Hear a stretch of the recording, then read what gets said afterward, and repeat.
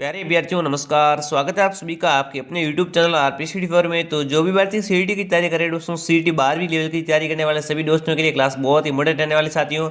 आज इस क्लास में अपन साथियों 50 आती महत्वपूर्ण प्रश्नों पर चर्चा करने वाले हैं। अगर 50 में से आपके 40 प्लस सही हो रहे साथियों तो आपकी तैयारी शानदार है। और दोस्तों सारे के सारे प्रश्न आपके सिलेबस पर आधारित है और दोस्तों आपके एग्जाम आने के बहुत ही ज़्यादा चांसेस है, इसलिए क्लास को पूरा देखना ध्यान से।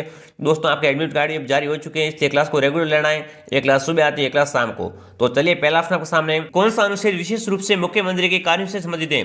बताएंगे बात इनमें से कौन सा अनुच्छेद क्या करता है, मुख्यमंत्री के कार्यों का वर्णन करता है। तो ऑप्शन देखिए, अनुच्छेद 75, अनुच्छेद 163, अनुच्छेद 167 या अनुच्छेद 168। तो यहाँ पर दोस्तों आपका जगह अनुच्छेद 167 क्या करता है दोस्तों, मुख्यमंत्री के कार्यों का वर्णन करता है। ऑप्शन सी कमेंट करने वाले सभी दोस्त राइट साइड में कमेंट कीजिए और काउंट कीजिए कितने आपके सही होते हैं। दूसरा प्रश्न आपके सामने, विजयदान देता का संबंध है। बताएंगे बात विजयदान देता का संबंध किससे? लोक संगीत से, लोक साहित्य से, लोक नृत्य से, लोक कला से। तो दोस्तों विजयदान देता का संबंध किससे हो जाएगा? लोक साहित्य से इनका संबंध है। ऑप्शन बी कमेंट करने वाला सभी दोस्त राइट साइड में कमेंट जरूर कीजिए साथ साथ में, और काउंट भी करना है ताकि आपको दोस्तों आपकी तैयारी कैसे जांची जा सके। चलिए अगला प्रश्न आपके सामने, डोला मारू कहानी में डोला के विवाह के समय उम्र क्या थी? बताएंगे बात डोला मारू कहानी में साथियों डोला के विवाह के समय उम्र क्या थी? 14 वर्ष, 16 वर्ष, 11 वर्ष, 3 वर्ष। तो दोस्तों उसकी जो उम्र कितनी थी? 3 वर्ष का था तब जब उसका विवाह करवाया गया था। ऑप्शन डी आपका हो जाएगा राइट। ध्यान रखना दोस्तों, डोला मारू कहानी में साथियों डोला के विवाह के समय उम्र क्या थी? 3 वर्ष। चलिए डी कमेंट कौन कौन करा, वेरी गुड। चौथा प्रश्न आपके सामने, निम्न में से किसका लेखक वीरबान था? दोस्तों मैंने रचना का आपको बता दिया, रचना एक पक्की आएगी पर यहाँ पर थोड़ी घुमा के दी गई है। तो देखिए निम्नलिखित में से किसका लेखक क्या था दोस्तों? वीरबान था। दोस्तों पूछा गया कि वीरबान की रचना कौन सी है इसमें से? तो देखिए वंश भास्कर, अभोदय, सूरज प्रकाश, राजरूपक। तो दोस्तों राजरूपक किसकी रचना है? वीरबान की है। ऑप्शन डी कमेंट करने वाला सभी दोस्त साइड ध्यान रखना, वेरी इंपॉर्टेंट रचना के बारे में।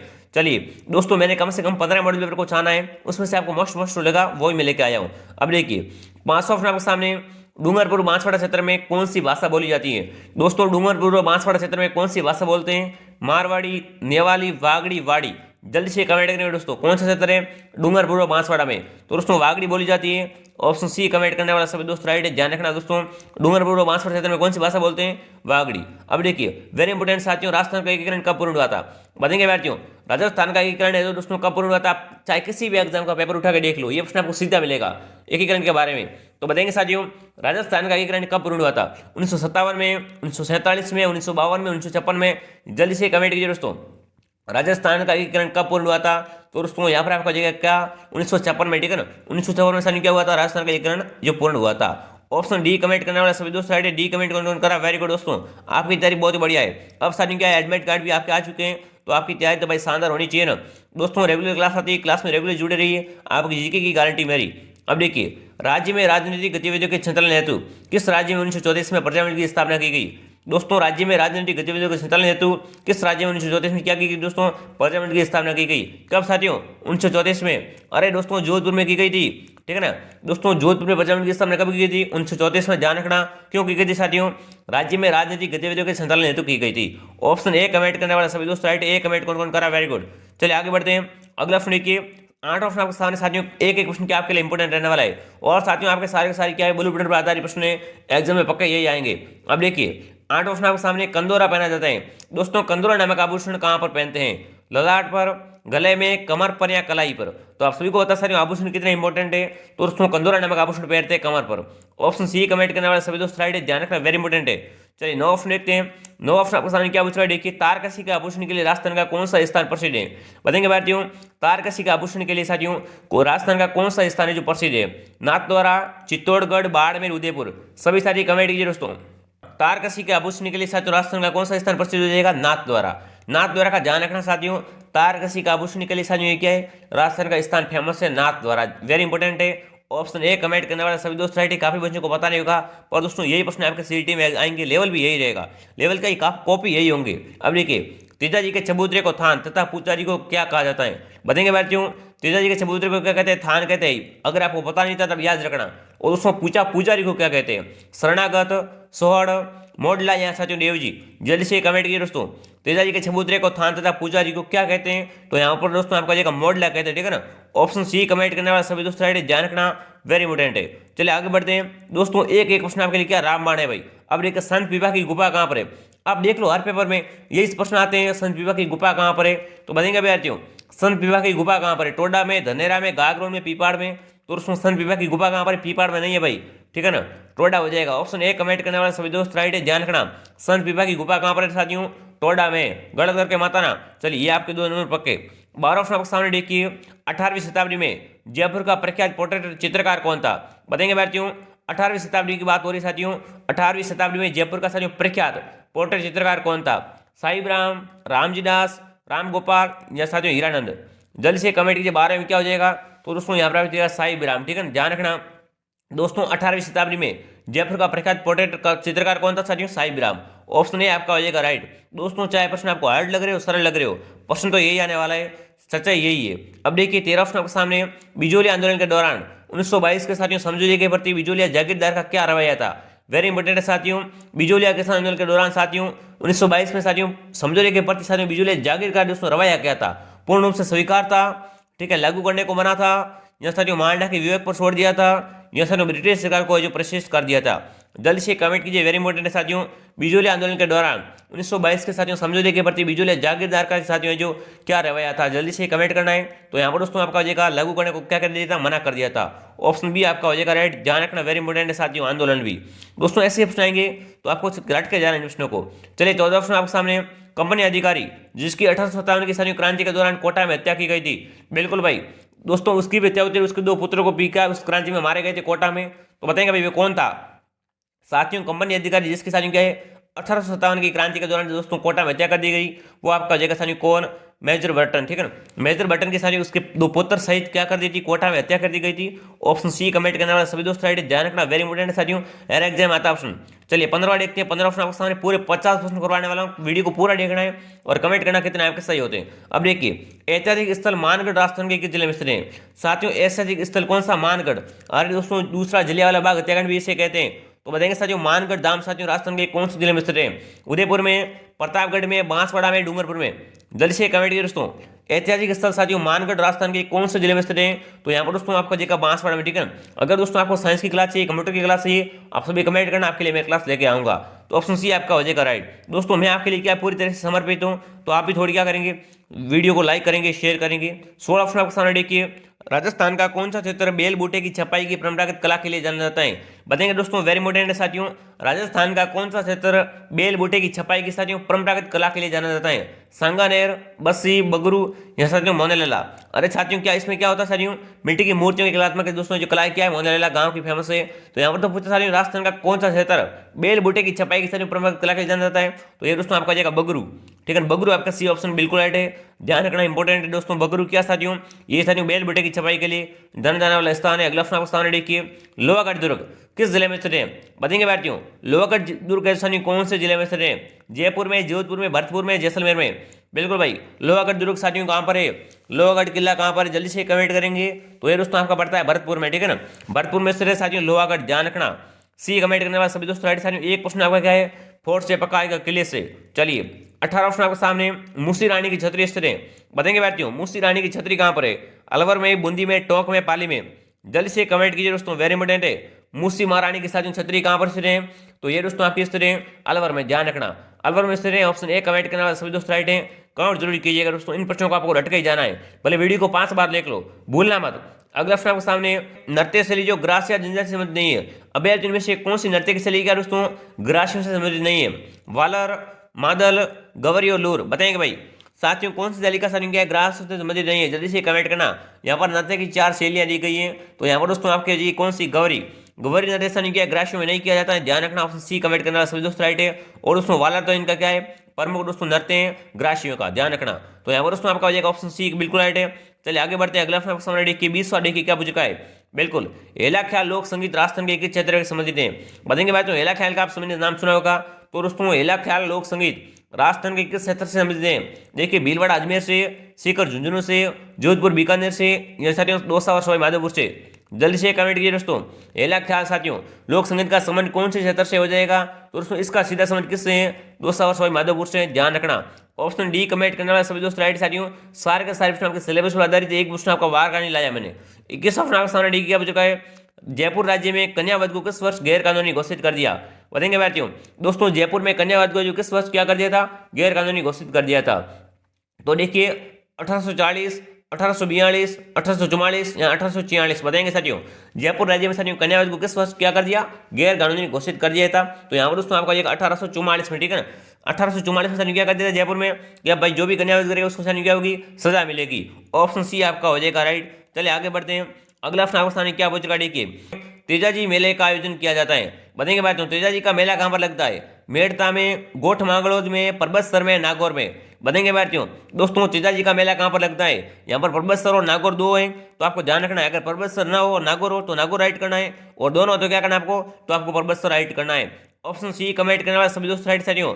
दोस्तों तेजाजी का मेला कहाँ पर लगता है, परबतसर नागौर में लगता है, तो ऑप्शन सी आपका हो जाएगा राइट। चलिए 23वां प्रश्न सामने, निम्न में से कौन सा त्यौहार होली के लगभग एक पखवाड़े बाद मनाया जाता है। सातवें में से तो कौन सा त्यौहार क्या करते हैं, होली के साथियों लगभग एक पखवाड़े के बाद मनवाते हैं। गुड़ला त्यौहार, अक्षय तृतीया, गणगौर या तीज। जल्दी से कमेंट कीजिए दोस्तों, निम्न में से कौन सा त्यौहार साथियों होली के लगभग एक पखवाड़े के बाद मनाए जाते हैं। तो ये दोस्तों आपका हो जाएगा गणगौर, ठीक है ना। गणगौर का त्यौहार कब मनाते हैं साथियों, होली के साथियों लगभग एक पखवाड़े बाद। ऑप्शन सी आपका हो जाएगा राइट। ध्यान रखना इंपॉर्टेंट है दोस्तों। अगला प्रश्न आपको सामने देखिए, अजमेर शहर का संस्थापक कौन था। बिल्कुल भाई बिल्कुल इंपॉर्टेंट है साथियों, बताएंगे अजमेर शहर का संस्थापक किसी का गलत नहीं होगा दोस्तों। देखिए अनराज, अजयराज, अजयपाल, पृथ्वीराज प्रथम। बताएंगे दोस्तों अजमेर शहर का जो दोस्तों संस्थापक कौन था, ठीक है ना। ये तो पूरा बाहर ही है, ये दोस्तों आ रहा है तो क्या अजमेर नाम रख दिया हो, तो बताएंगे दोस्तों जल्दी से कमेंट कीजिए दोस्तों, अजमेर शहर का संस्थापक कौन था। तो ये दोस्तों था आपका अजयराज, ठीक है ना। अजयराज साहब ने क्या कहता, अजमेर शहर की स्थापना की थी, तो साथ इसी का नाम क्या रखते इसने, अजयराज का अजमेर कर दिया था, ठीक है ना। अज, तो ये दोस्तों आप ऐसे याद रख सकते हो, ठीक है। ऑप्शन बी आपका हो जाएगा राइट। चलिए अगला प्रश्न देखते हैं साथियों, सारे के साथ क्या है आपके लिए इंपॉर्टेंट रहने वाले। अगला प्रश्न आपके सामने, महाराणा प्रताप के दरबारी विद्वान जिसने मुहूर्तमाला ग्रंथ की रचना की थी वह कौन था। बताएंगे भारतीयों दोस्तों महाराणा प्रताप क्या था, दरबारी विद्वान साथियों जिसने क्या की थी साथियों, मुहूर्तमाला ग्रंथ की रचना की थी वह कौन था। देखिए रामा मांडू, माला सांधु, चक्रपाणी मिश्र या साथियों ताराचंद। जल्दी से कमेंट कीजिए दोस्तों, मुहूर्तमाला ग्रंथ की साथियों जो रचना किसने की थी, जल्दी से कमेंट करेंगे। तो यहाँ पर दोस्तों आपका जाएगा चक्रपाणी मिश्र, ठीक है ना। साथियों चक्रपाणी मिश्र ने क्या कहता, साथियों ये क्या थे, महाराणा प्रताप के दरबारी विद्वान थे और इन्होंने साथियों मुहूर्तमाला ग्रंथ की रचना भी की थी।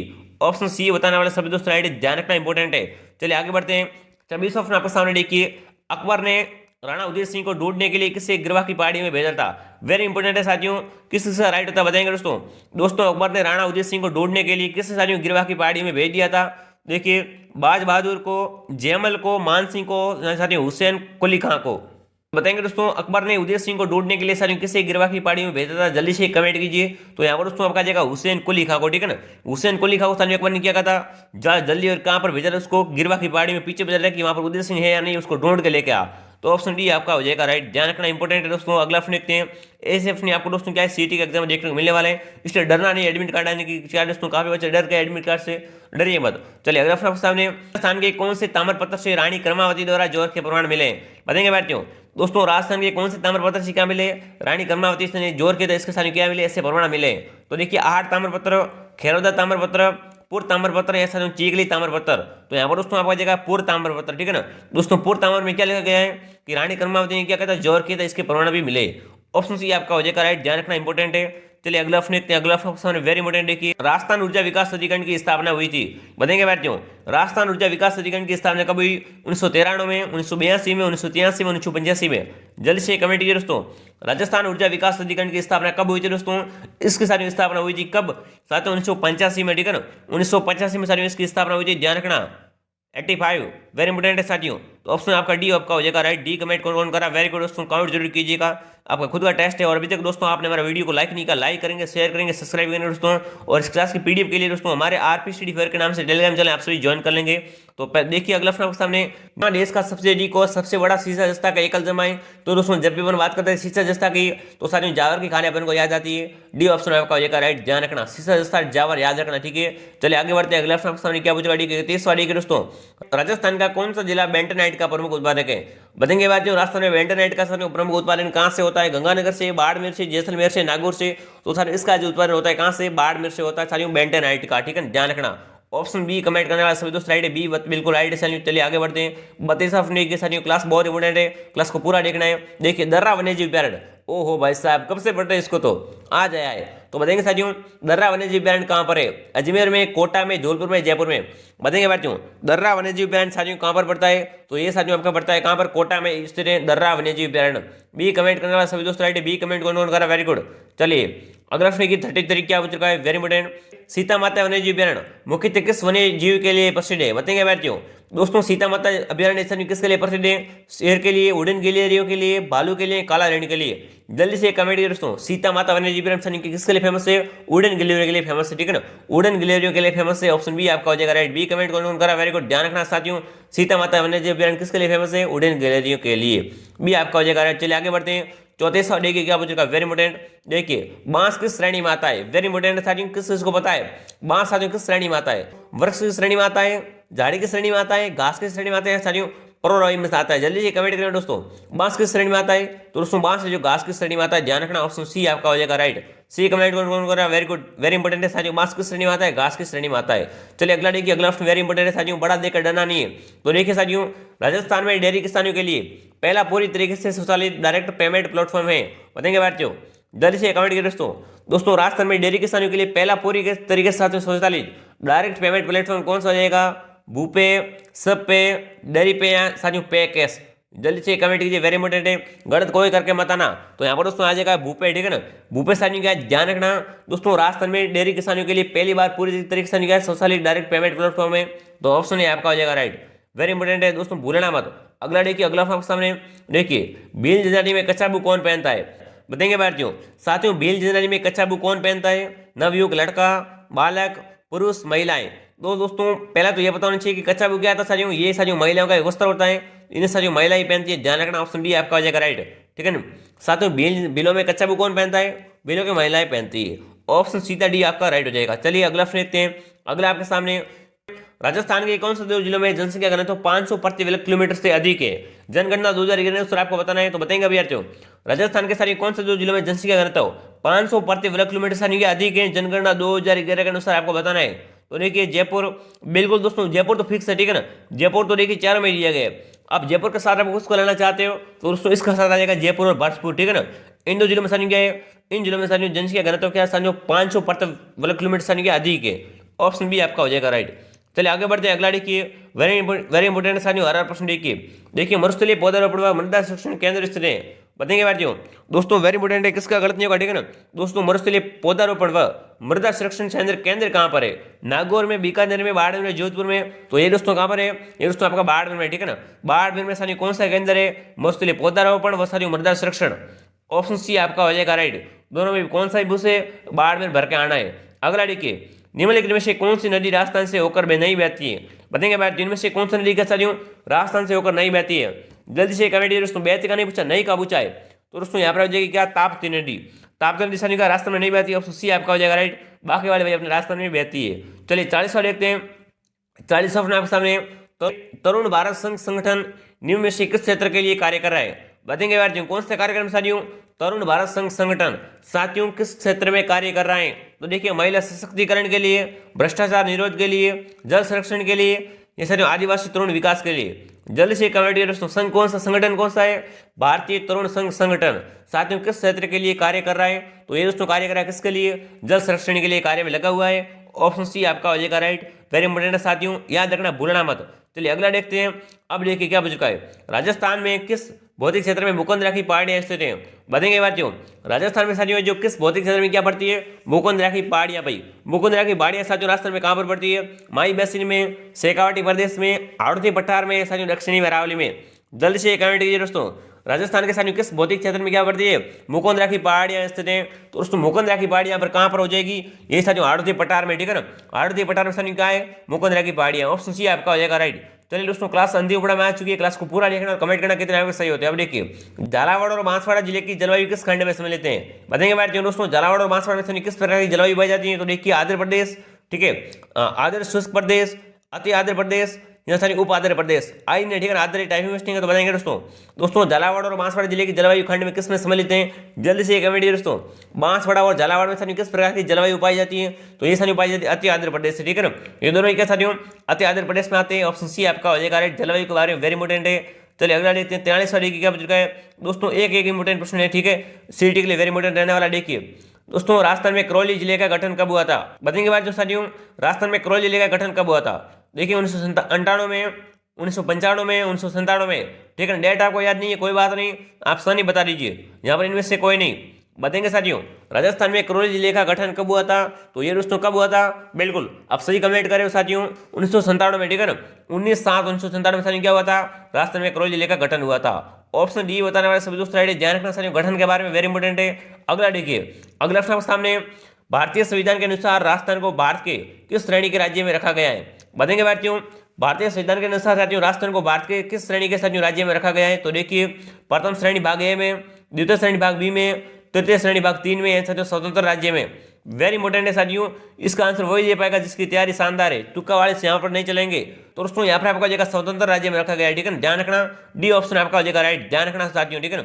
भारतीय संविधान के अनुसार साथियों राजस्थान को भारत के साथ क्या है? स्वतंत्र राज्य की श्रेणी में रखा गया है। आगे बढ़ते हैं, अगला डी के 45 का क्या पूछ रखा है? वेरी इंपॉर्टेंट साथियों, राज्य सरकार ने प्रतियोगिता परीक्षा के बेहतर आयोजन हेतु सुझाव देने के लिए किसके अध्यक्षता में उच्च स्तरीय कमेटी का गठन किया है? जल्दी से कमेटी उसमें 45 में क्या हो जाएगा? तो उसमें यहाँ पर आ जाएगा विजय कुमार व्यास की अध्यक्षता में, ठीक है ना। ध्यान रखना, ऑप्शन ए आपका हो जाएगा राइट। चलिए आगे बढ़ते हैं, वेरी इंपॉर्टेंट है साथियों, भूलना मत, याद रखना, ठीक है। अगला देखिए, अजमेर की किस बालिका को कैलीग्राफ हेतु राष्ट्रीय बाल पुरस्कार मिला है? दोस्तों पुरस्कार बहुत इंपॉर्टेंट है, बताएंगे दोस्तों अजमेर की किस बालिका को कैलीग्राफ हेतु क्या मिला? राष्ट्रीय बाल पुरस्कार मिला है। छवि जैन को, मानसी जैन को, गौरी माहेश्वरी को। बिल्कुल यहाँ पर दोस्तों आपका जी गौरी माहेश्वरी को, ठीक है ना। इनको साथ क्या है? ये दोस्तों अजमेर की है और साथ में कैलीग्राफ हेतु से राष्ट्रीय पुरस्कार बाल पुरस्कार मिला है। तो सी ऑप्शन आपका हो जाएगा राइट। पुरस्कार वेरी इंपॉर्टेंट, रट लेना, ठीक है। आगे देखिए, अगला आपके सामने क्या बचेगा, देखिए 19वें मथुरा दास माथुर क्रिकेटर पुरस्कार 2021-22 साथियों संबंध में कौन सा कथन सही है? बिल्कुल भाई साथियों, ये लास्ट वाला प्रश्न क्या है? वेरी इंपॉर्टेंट रहने वाले, तो बताएंगे साथियों। चलिए दोस्तों पूरे के पूरे कथन पढ़ते हैं। सीनियर कैटेगरी में जयपुर के अनिकेत चौधरी को, ठीक है। जूनियर कैटेगरी में उदयपुर के अनिरुद्ध सिंह को, और साथ सब जूनियर कैटेगरी में जयपुर के रोहन राजभर को। अब देखिए कौन सा कथन सही लिखा गया है? तो सारे उपरोक्त सभी आया इसमें, तो ध्यान रखना उपरोक्त सभी जहां पर हो ना वहां पर थोड़ा रुकना, सोचना है। तो दोस्तों यहाँ पर क्या हो जाएगा? बिल्कुल सभी सही कथन क्या है? सभी के सही कथन सही है, उपरोक्त सभी हो जाएगा। डी ऑप्शन आपका राइट है। ध्यान रखना दोस्तों, 19वें मथुरा दास माथुर क्रिकेट पुरस्कार के बारे में क्या साथियों? सभी सभी साथियों का कथन बिल्कुल राइट लिखे गए। चलिए 48वां देखिए, राजस्थान में तीसरा सैनिक स्कूल कहाँ खोलने जा रहा है? बताएंगे साथियों, राजस्थान में साथियों तीसरा सैनिक स्कूल कहाँ पर खोलने जा रहा है? देखिए गोगा में, हनुमानगढ़ में, बीकानेर में, अलिंदा गांव अलवर में, या साथियों चिड़िया टेवा सीकर में। जल्दी से कमेटी दोस्तों करंट के क्वेश्चन है, बताएंगे दोस्तों। राजस्थान में तीसरा सैनिक स्कूल कहाँ पर खोलने जा रहे हैं? तो ये दोस्तों खुलने जा रहा है कहाँ पर? अलिंदा गांव अलवर में, ठीक है ना। अल्दीना गांव अलवर में खुलने जा रहा है। ऑप्शन सी आपका हो जाएगा राइट। ध्यान रखना, वेरी इंपॉर्टेंट है दोस्तों। हीरा में अगर हल्दी खावा ना तो हल्दी से आप याद रख लेना, अल्दीना गांव अलवर। अगला देखिए, अगला प्रश्न है, वर्तमान में राजस्थान में कितनी महिला लोकसभा में सांसद है? बिल्कुल किस किस को पता है दोस्तों? बताएंगे दोस्तों, वर्तमान में राजस्थान में कितनी महिला क्या लोकसभा में सांसद है? तो देखिए 3, 5, 2, 4। तो यहाँ पर दोस्तों कितनी हो जाएगी? 3 महिला ऐसा नहीं क्या है वर्तमान में राजस्थान में, किसान क्या है लोकसभा में सांसद है। ऑप्शन ए आपका हो जाएगा राइट, ठीक है ना। ए दोस्तों क्या हो जाएगा? पूरी तरीके से राइट हो जाएगा, 3 आपकी हो जाएगी। चलिए आगे बढ़ते हैं। आज की क्लास का आखिरी सवाल आपके सामने आ चुका है, किसका गलती होगा? देखिए 15वीं विधानसभा की दलगत स्तरीय के बारे में सही कथन है। बताएंगे भाइयों दोस्तों, 15वीं विधानसभा की क्या है? दलगत स्तरीय के बारे में सही कथन कौन सा हो जाएगा? तो देखिए भाजपा 71, कांग्रेस 108, राष्ट्रीय लोकतांत्रिक पार्टी 3, या उपरोक्त सभी। मैंने बता दिया था जहां पर उपरोक्त सभी है ना वहां पर थोड़ा रुकना है, ठीक है। तो यहाँ पर दोस्तों क्या हो जाएगा? उपरोक्त सभी हो जाएगा। ध्यान रखना, उपरोक्त सभी आपका राइट है, ये सभी कथन क्या सही लिखे गए। तो डी आपका हो जाएगा राइट। ध्यान रखना, ऑप्शन ए आपका क्या राइट होता है, ठीक है ना। जरूरी नहीं कि जहां उपरोक्त सभी राइट होते हैं, पर आई को लगाना थोड़ा, ठीक है ना। आया तो आया कि उपरोक्त सभी। तो चलिए दोस्तों कमेंट कीजिए 50 में से कितने आपके सही हो रहे हैं। अगर 50 में से 40 सही हो रहे हैं तो आपकी तैयारी शानदार है। आप सभी कमेंट कीजिए। और दोस्तों आप सभी के जो एडमिट कार्ड जारी हो चुके हैं, आपका कहाँ कहाँ सेंटर है आप सभी कमेंट जरूर कीजिए। किस तरह मेरा वहाँ पर सेंटर आया है। अगर कोई विद्यार्थी होगा तो आपसे कॉन्टेक्ट करवाएंगे। तो चलिए विद्यार्थियों अब मिलते हैं अगली क्लास में। दोस्तों जो क्लास आ रही लास्ट में पूरी कभी रट के ले लो, आपका सामने सिलेबस आराम से कवर करवा दूंगा मैं। दोस्तों 15 मॉडल पेपर देख रहा हूँ, जो मेरे को मस्ट लग रहा है वही लेके आ रहा हूँ। तो चलिए विद्यार्थियों क्या करेंगे, वीडियो को लाइक कर देंगे। अब जो भी अपने इस व्हाट्सएप ईटीडी ग्रुप है सभी में शेयर कर दीजिए। और उसमें ज़्यादा से ज़्यादा सिंह हम क्या करेंगे, लाइक करेंगे, शेयर करेंगे, सब्सक्राइब करेंगे। तो अब चलिए विद्यार्थियों मिलते हैं अगली क्लास में। जय हिंद, जय भारत।